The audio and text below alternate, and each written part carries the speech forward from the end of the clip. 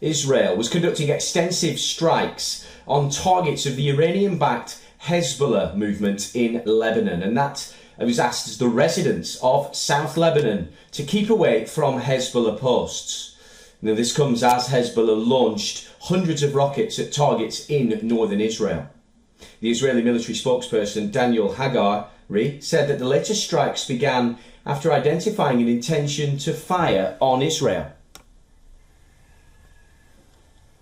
Reports said that Israeli warplanes carried out an intense wave of airstrikes on towns along Lebanon's southern border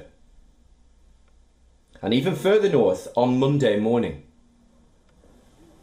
Israeli military spokesperson had said that Israeli airstrikes targeted many outskirts of many towns and villages in the south and the Bekaa Valley in eastern Lebanon.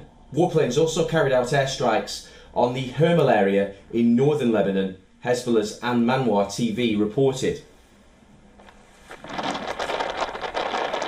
The Israeli army has released a short video of the Home Front Command inspecting the damage from Hezbollah rockets hitting Kiryat Bialik.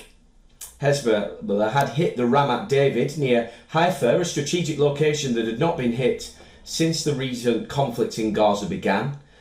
Hezbollah fired dozens of heavy rockets, including the Fadi-1 and the Fadi-2.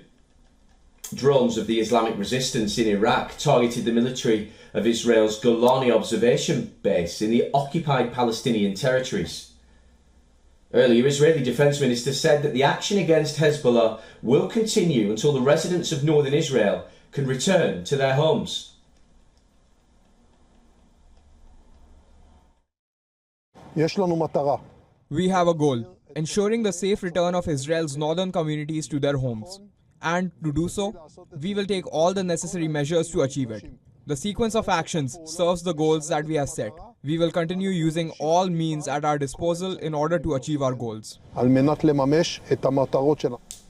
Yoav Gallant also said that the past week has been the most difficult in the history of Hezbollah's existence, especially the past day. He was referring to Hezbollah launching over 100 rockets into northern Israel early on Sunday.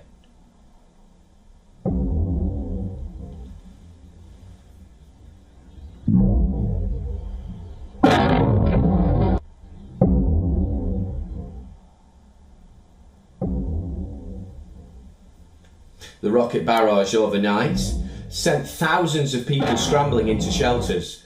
According to the Israeli military, rockets had been fired towards civilian areas, pointing to a possible escalation. This was in response to ramped-up Israeli attacks that killed at least 45 people, including one of Hezbollah's top leaders.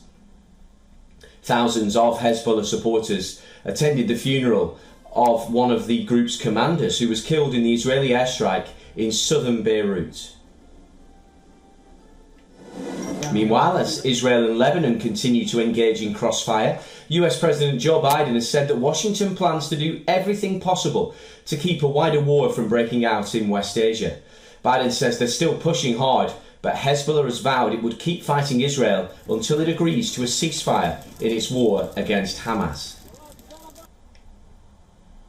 And Egypt's foreign minister has reiterated the risk of an all-out war, saying the escalation has negatively impacted a Gaza truce deal. He said that the latest spike in violence has negatively affected ceasefire negotiations in Gaza, which are, of course, being mediated by Cairo.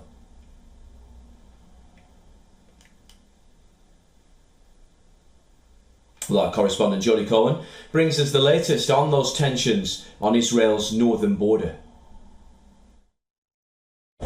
So the IDF has said that it's carried out extensive strikes against Hezbollah targets such as rocket launchers to counter Hezbollah plans for a major rocket attacks against Israel.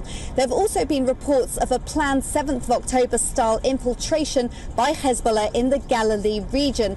The IDF said that there were more than 150 Hezbollah rockets fired at Israel on Sunday and that they downed several drones fired from Iraq, and the Iran-backed Islamic resistance has claimed responsibility for the those. Now, people are asking if an all-out war is inevitable.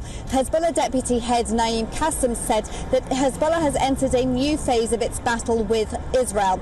Israel's President Herzog said that Israel does not want a war and supports diplomatic efforts by the Americans, but that terror groups keep on firing at Israel. And he said that if a war is waged against Israel, that Israel will go all the way. Meanwhile, President Biden has expressed concern about the rising tensions, saying that his administration is doing everything to prevent an all-out war.